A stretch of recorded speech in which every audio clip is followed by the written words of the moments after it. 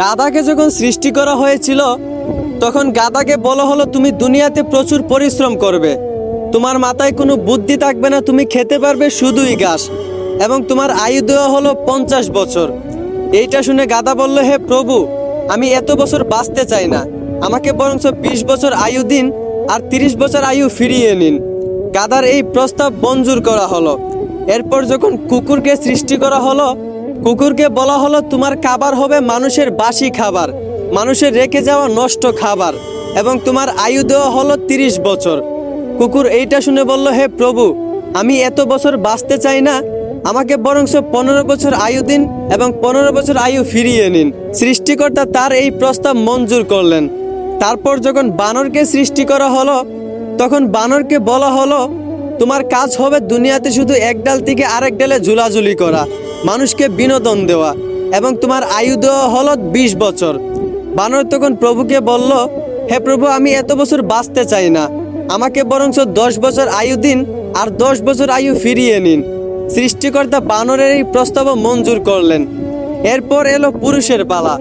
পুরুষকে যখন সৃষ্টি করা হলো তখন পুরুষকে বলা হলো তুমি হচ্ছ সৃষ্টি জগতের সবচেয়ে শ্রেষ্ঠ প্রাণী, আর তোমার আয়ু দেওয়া হলো 20 বছর।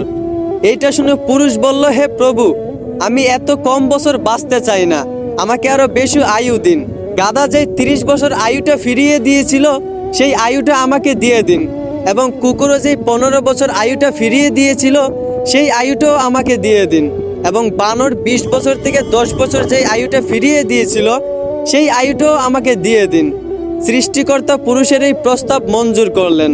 মূলত তারপর থেকেই একটা ছেলে পুরুষ হয়ে বাঁচে 20 বছর, আর বাকি 30 বছর বাঁচে গাধার মতো। ওই যে গাধার 30 বছর আয়ু তাকে দেওয়া হয়েছিল। গাধা যেমন দিন রাত পরিশ্রম করে, ঠিক তেমনি একটা পুরুষকেও বাকি 30 বছর পরিবারের জন্য দিন রাত পরিশ্রম করে কাটাতে হয়। বাকি 15 বছর পুরুষদেরকে বাঁচতে হয় কুকুরের মতো। ওই যে কুকুরের ফিরিয়ে দেওয়া আয়ুটা তাকে দেওয়া হয়েছিল। একটা কুকুর যেমন মানুষ যা দেয় তাই খেয়ে বেঁচে থাকতে হয়, ঠিক তেমনি একটা পুরুষও বাকি 15 বছর সন্তানেরা তাকে যা দেয় তা খেয়েই বেঁচে থাকতে হয়। আর বাকি 10 বছর পুরুষদেরকে বাঁচতে হয় ঠিক একটা বানরের মতো। ওই যে বানরের 10 বছর ফিরিয়ে দেওয়া আয়ু পুরুষদেরকে দেওয়া হয়েছিল। একটা বানর যেমন এক গাছ থেকে আরেক গাছে ঝুলাঝুলি করে মানুষকে বিনোদন দিয়ে বাঁচে, ঠিক তেমনি একটা পুরুষকেও বাকি 10 বছর কখনো এই সন্তানের গায়ে ঝুলে, কখনো ওই সন্তানের গায়ে ঝুলে বাঁচতে হয়। মূলত পুরুষের জীবনটাই এইরকম। আশা করি এখন বুঝতে পারছেন একটা পুরুষের জীবন কতটা কঠিন। ধন্যবাদ।